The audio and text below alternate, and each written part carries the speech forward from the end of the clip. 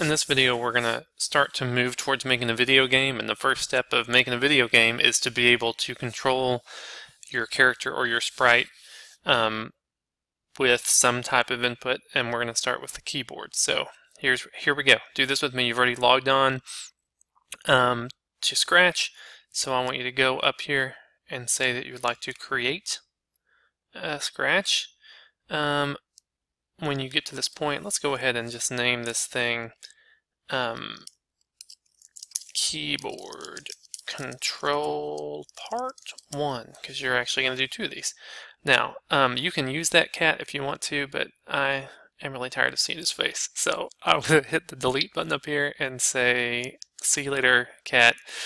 And I'm going to pick something better. I'm going to pick, I don't know. So it's something that we're going to be moving around. So it would be cool if it was facing to the right by default. Would be easier on your brain. So I'm going to pick this hideous butterfly. Now if he's too big and you want to shrink him, there's a shrink button here. If you click that and then click him a few times. Anyway, he doesn't have to be monstrous. But here we go. Just like normal, we're going to start off with this when they click the green button. Now, if he's going to be listening to your keyboard, he has to be doing this forever. He can't just do it one time, or he can't do it 10 times. He has to always, forever and ever be listening to the keyboard. Now, your best friend when you're trying to do this, sorry, I'm moving pretty fast. We were in events, then we went to control to get the forever block.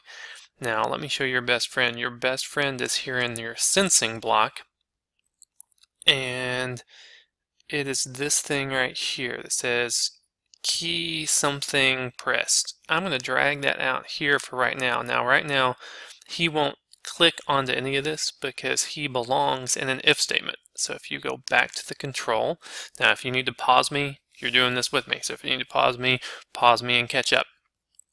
In the control, you'll see this thing called an if statement, and there are a couple different versions. An if says maybe do something.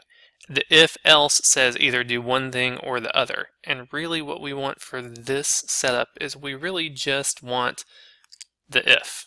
Maybe you'll do something. And so here it comes. I'm going to put this here.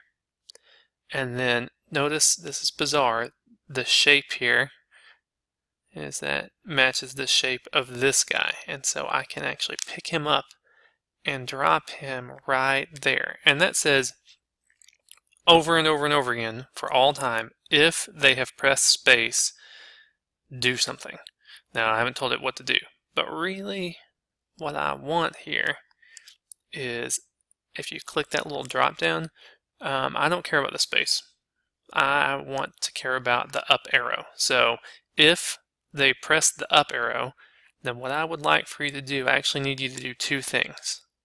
I need you to face up and I need you to move. Now, all of these things are going to be here in your motion, the blue tab. So again, pause me if you need to catch up.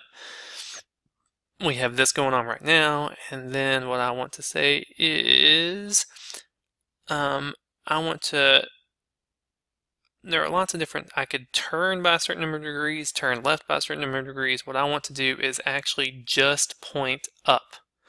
Now, so I'm going to take this thing, point in a certain direction. Now, 90 degrees is right, negative 90 degrees is left, and what I want is 0 to be up.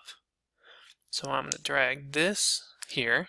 So if they've pressed the up arrow, then point up. And once you've pointed up, we would also like for you to move. Now, so, and it's always listening for the up arrow, forever and ever and ever. When it hears the up arrow, points up and moves. Now when I press this green, pause me if you need to catch up, when I press this green arrow, it's going to seem really silly because nothing's happening, because all he's doing is waiting for me to press up. Now when I press up, like I'm doing right now, awesome, he points up and moves. Now that's kind of bad because he'll eventually kind of go away. I'm going to press that stop button there to end the program. But that is right now the only button that he listens to. So I can't bring him back down. I can't do anything to him because he only listens to the up button. Now, if you wanted to make things a little less crazy, because he doesn't really reset himself. So what you could do is before he starts listening, now make sure that you put this before that forever loop, because now this, where it is currently, only happens one time. When they press green, he goes to 0, 0, then he starts listening. If you put that,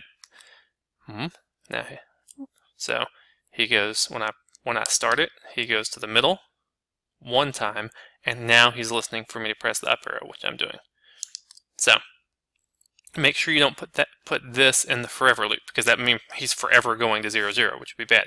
Now, this only happens right now. This is gorgeous, except for it's about a fourth of the way done because it doesn't listen to any more of the arrows. Now, what we want is we want 4 more if statements that are inside of that forever block. Now, let me show you how to be lazy. We've never used this, but right up here, it looks like a stamp is the duplicate tool. If you hit that duplicate tool and come hit and then go click on that if statement, it makes another one. What you want to do is make sure you get it also, it's going to be inside of that forever, because forever and ever and ever, you don't want anything after the forever because you'll never get there. Now the only thing is you need to make a few changes. What if they pressed the left arrow?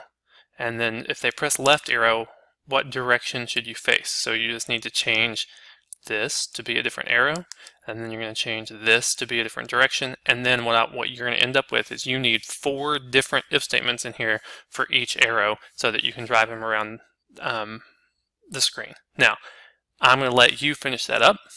When you finish that up, you should be able to drive your butterfly all over the place. In the next video, I'm going to show you a different way to drive him. So finish this up, make sure you can drive your butterfly in all 4 directions, and then I'll see you in the next video.